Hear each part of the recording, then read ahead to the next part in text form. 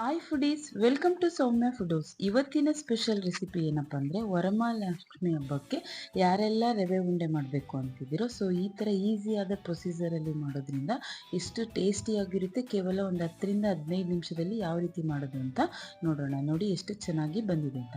ಮೊದಲು ಗ್ಯಾಸ್ ಮೇಲೆ ಒಂದು ಬಾಣಲೆ ಇಟ್ಟು ಅದಕ್ಕೆ 2 ಟೇಬಲ್ ಸ್ಪೂನಷ್ಟು ತುಪ್ಪ ಹಾಕಬೇಕು. ತುಪ್ಪ ಎಲ್ಲ ಕರಗಿದ ಮೇಲೆ ಅದಕ್ಕೆ ಡ್ರೈ ಫ್ರೂಟ್ಸು ಗೋಡಂಬಿನ ಹಾಕ್ಬಿಟ್ಟು ಒಂದು 10 ರಿಂದ 15 ಗೋಡಂಬಿನ ಹಾಕಿ ಚೆನ್ನಾಗಿ ಬ್ರೌನ್ ಕಲರ್ ಆಗೋ ರೀತಿ ಅದನ್ನು ಫ್ರೈ ಮಾಡ್ಕೋಬೇಕು. ಅದು ಫ್ರೈ ಎಲ್ಲ ಆದಮೇಲೆ ನೆಕ್ಸ್ಟ್ ಅದಕ್ಕೇ ನಾವು ಒಂದು 10 ರಿಂದ 15 ಒಣ ದ್ರಾಕ್ಷಿನ ಹಾಕಬೇಕು. ಇವೆರಡನ್ನೂ ಚೆನ್ನಾಗಿ ನಾವು ಫ್ರೈ ಮಾಡಿಕೊಂಡು ಒಂದು ಬೌಲ್ಗೆ ತೆಗೆದಿಟ್ಕೋಬೇಕು. ಸೊ ಅಷ್ಟರೊಳಗೆ ಯಾರೆಲ್ಲ ಇನ್ನೂ ನಮ್ಮ ಚಾನಲನ್ನು ಸಬ್ಸ್ಕ್ರೈಬ್ ಆಗಿಲ್ಲೋ ಕೆಳಗಡೆ ಕಾಣ್ತಿರ್ತಕ್ಕಂಥ ಸಬ್ಸ್ಕ್ರೈಬ್ ಬಟನ್ ಮೇಲೆ ಒತ್ತಿ ಮತ್ತು ಬೆಲ್ ಐಕಾನ್ ಮೇಲೆ ಕ್ಲಿಕ್ ಮಾಡಿ. ನಿಮ್ಮ ಫ್ರೆಂಡ್ಸ್ ಆ್ಯಂಡ್ ಫ್ಯಾಮಿಲಿಗೂ ಕೂಡ ಈ ವಿಡಿಯೋನ ಶೇರ್ ಮಾಡಿ. ನೆಕ್ಸ್ಟು ಅದೇ ತುಪ್ಪಕ್ಕೆ 2 ಬೌಲಷ್ಟು ಚಿರೋಟಿ ರವೆನ ತಗೋಬೇಕು. ನೋಡಿ, ಮೆಜರ್ಮೆಂಟ್ನ ಕರೆಕ್ಟ್ ಅಳತೆಯಲ್ಲಿ ತಗೊಳ್ಳಿ, ಅವಾಗ ಪರ್ಫೆಕ್ಟಾಗಿ ಬರುತ್ತೆ. ಸೊ ನೋಡಿ, ನೀವು ಬೌಲಲ್ಲಾದರೂ ಅಳತೆ ಮಾಡ್ಕೊಳ್ಳಿ ಅಥವಾ ಲೋಟದಲ್ಲಾದರೂ ಅಳತೆ ಮಾಡ್ಕೋಬೋದು. ಈ ಥರ 2 ಬೌಲಷ್ಟು ನಾವು ಚಿರೋಟಿ ರವೆನ ಮೀಡಿಯಂ ಫ್ಲೇಮಲ್ಲಿ ಬ್ರೌನ್ ಕಲರ್ ಆಗೋ ರೀತಿ ಚೆನ್ನಾಗಿ ಫ್ರೈ ಮಾಡಬೇಕು. ಅದಾದಮೇಲೆ ಮತ್ತೆ 1 ಬೌಲಷ್ಟು ಒಣ ಕೊಬ್ಬರಿ ತುರಿನ ಹಾಕಬೇಕು. ಇಷ್ಟನ್ನು ಮೀಡಿಯಂ ಫ್ಲೇಮಲ್ಲೇ ಚೆನ್ನಾಗಿ ನಾವು ಇದನ್ನೆಲ್ಲದನ್ನು ಕೂಡ ಫ್ರೈ ಮಾಡಬೇಕು. ಅದಾದಮೇಲೆ 1 ಟೇಬಲ್ ಸ್ಪೂನಷ್ಟು ಏಲಕ್ಕಿ ಪುಡಿನ ಹಾಕ್ಬಿಟ್ಟು ನೀಟಾಗಿ ಮಿಕ್ಸ್ ಮಾಡಿ ಈ ಬಿಸಿ ಮಾಡಿರ್ತಕ್ಕಂತಹ ಮಿಶ್ರಣನ ನಾವು ಒಂದು ಪ್ಲೇಟ್ಗೆ ತಕ್ಕೋಬೇಕು. ಇವಾಗ ಏನು ನಾವು ಇಷ್ಟು ಪದಾರ್ಥನ ಮಿಕ್ಸ್ ಮಾಡಿ ಒಂದು ಪ್ಲೇಟ್ಗೆ ತೆಗೆದ್ಮೇಲೆ ನೆಕ್ಸ್ಟ್ ನಾವು ಅದೇ ಬಾಣಲೆನ ಅಥವಾ ಬೇರೆ ಬಾಣಲೆನ ಗ್ಯಾಸ್ ಮೇಲೆ ಇಟ್ಬಿಟ್ಟು ಅದಕ್ಕೆ ನಾವು 1/4 ಬೌಲಷ್ಟು ಸಕ್ಕರೆನ ಹಾಕ್ಕೋಬೇಕು. ಸ್ವೀಟ್ ಜಾಸ್ತಿ ಬೇಕಾಗಿರೋರು 2 ಬೌಲು ರವೆಗೆ 2 ಬೌಲನ್ನೇ ಹಾಕ್ಕೋಬೋದು. ಕರೆಕ್ಟ್ ಕನ್ಸಿಸ್ಟೆನ್ಸಿ ಬೇಕು ಅನ್ನೋರು 1/4 ಬೌಲಷ್ಟು ಸಕ್ಕರೆ ಹಾಕಿ ಅರ್ಧ ಬೌಲಷ್ಟು ಅಷ್ಟೇ ನೀರನ್ನು ಹಾಕಬೇಕು. ಅಷ್ಟನ್ನು ಹಾಕ್ಬಿಟ್ಟು ಚೆನ್ನಾಗಿ ಇದನ್ನು ಕರಗಿಸ್ಬೇಕು. ನೋಡಿ, ಇದೆಲ್ಲ ಚೆನ್ನಾಗಿ ಸಕ್ಕರೆ ಎಲ್ಲ ನೀರಲ್ಲಿ ಕರಗಿಬಿಟ್ಟು ಇದು ಅಂಟು ಪಾಕ ಬರಬೇಕು. ನಾನು ಇವಾಗ ತೋರಿಸ್ತೀನಿ ನೋಡಿ ಯಾವ ರೀತಿ ಕನ್ಸಿಸ್ಟೆನ್ಸಿಲಿ ಅದು ಪಾಕ ತೆಗಿಬೇಕು ಅಂತ. ಈ ಥರ ಚೆನ್ನಾಗಿ ಅದೆಲ್ಲ ಬಬಲ್ಸ್ ಬಂದು ಇದು ಕರೆಕ್ಟ್ ಕನ್ಸಿಸ್ಟೆನ್ಸಿಲಿ ಪಾಕ ಬರುತ್ತೆ. ಸೊ ಈ 1 ಎಳೆಯಷ್ಟು ಪಾಕ ಬಂದಾಗ ಇದಕ್ಕೆ ನಾವು ಇವಾಗೇನು ಬಿಸಿ ಮಾಡಿಟ್ಕೊಂಡಿವಲ್ಲ ಆ ಮಿಶ್ರಣ ಹಾಕಬೇಕು. ನೋಡಿ, ಈ ಥರ ಕೈಯಿಂದ ಅಂಟಿದಾಗ ಅದು ನಮಗೆ ನಾರ್ ರೀತಿ ಅಂಟ್ಕೋಬೇಕು. ಅದಾದಮೇಲೆ ನಾವು ಬಿಸಿ ಮಾಡಿರ್ತಕ್ಕಂತಹ ಮಿಶ್ರಣದ ರವೆನ ಹಾಕಿ ಚೆನ್ನಾಗಿ ಗಂಟಿಲ್ಲದೆ ಇರೋ ರೀತಿ ಕೈ ಬಿಡದೇನೆ ರೀತಿ ನೀಟಾಗಿ ಮಿಕ್ಸ್ ಮಾಡಬೇಕು.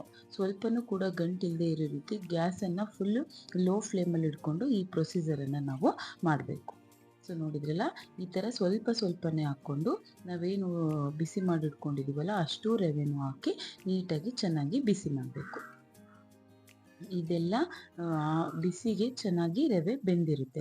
ಅದಾದಮೇಲೆ ಮತ್ತೆ ನಾವು ಇದಕ್ಕೆ 1 ಟೇಬಲ್ ಸ್ಪೂನಷ್ಟು ತುಪ್ಪನ ಹಾಕ್ಕೋಬೇಕು.